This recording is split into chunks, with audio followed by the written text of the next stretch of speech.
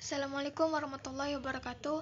Saya Siti Sophia dari kelas BKI 3E akan mencoba menjelaskan materi penyesuaian diri dengan ambang pensiun dan ambang masa lanjut usia pada mata kuliah Psikologi Perkembangan. Pengertian dari masa pensiun yaitu tanda seseorang yang sudah tidak berguna dan tidak dibutuhkan lagi dalam dunia pekerjaan karena usia yang menua dan produktivitas yang makin menurun. Tanpa disadari, pemahaman seperti inilah yang mempengaruhi persepsi seseorang sehingga ia menjadi oversensitif dan subjektif terhadap stimulus yang ditangkap dan kondisi mengakibatkan orang jadi sakit-sakitan saat masa pensiun tiba. Penyesuaian diri pada masa pensiun merupakan kemampuan pensiunan dalam menghadapi perubahan atau tekanan sehingga lebih dapat mengekspresikan perasaan dan memahami perubahan yang dialami baik yang bersumber dari diri sendiri ataupun lingkungan. Lebih positif melihat diri sendiri yang kemudian berdampak pada kesuksesan dalam menjalin hubungan baik dengan individu lain. Kemudian, faktor-faktor penyesuaian diri terhadap masa pensiun yaitu yang pertama, para pekerja yang pensiun secara sukarela akan menyesuaikan diri lebih baik dibandingkan pensiun dengan terpaksa karena ingin melanjutkan kerja. Yang kedua yaitu bimbingan dan perencanaan pra-pensiun membantu penyesuaian diri. Yang ketiga yaitu kontak sosial seperti panti jompo membantu penyesuaian diri pada masa pensiun. Faktor selanjutnya yaitu status perkawinan yang bahagia dapat membantu penyesuaian diri pada masa pensiun.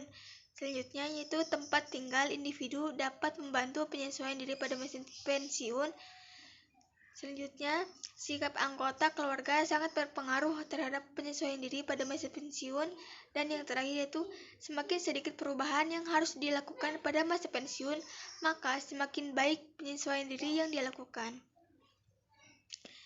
Selanjutnya yaitu aspek-aspek penyesuaian diri terhadap masa pensiun, yaitu yang pertama penyesuaian pribadi, yaitu penerimaan individu terhadap dirinya.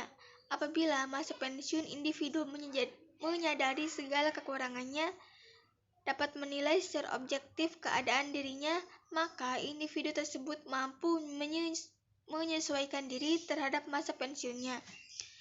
Dan aspek yang terakhir yaitu penyesuaian sosial, yaitu menuruti segala aturan, hukum, dan nilai-nilai yang berlaku untuk menyelesaikan diri terhadap persoalan-persoalan hidup agar dapat bertahan dalam jalan yang sehat dari segi kejiwaan maupun sosial. Materi selanjutnya yaitu penyesuaian diri terhadap kesendirian pada masa lansia. Yaitu menurut Harlock, tahun 2004, lansia seringkali mengalami permasalahan emosional dan mental yang cukup berat. Oleh karena itu, bahaya psikologis pada lansia dianggap memiliki dampak yang paling besar dibandingkan tahap perkembangan sebelumnya. Akibatnya, lansia seringkali mengalami masalah dalam menyesuaikan diri dan seringkali mengalami kesepian. Faktor-faktor yang mempengaruhi penyesuaian diri terhadap lansia yaitu yang pertama, persiapan untuk hari tua. Yang kedua yaitu pengalaman masa lampau. Yang ketiga kepuasan dari kebutuhan. Yang keempat kenangan akan persahabatan lama. Selanjutnya anak-anak yang telah dewasa. Kemudian sikap sosial, sikap pribadi, metode penyesuaian diri, kondisi hidup, serta kondisi ekonomi. Kemudian saran-saran yang dapat membantu usia lanjut atau lansia mengalami kesepian yaitu yang pertama, dukungan dari keluarga seperti anak, cucu, dan anggota keluarga lain.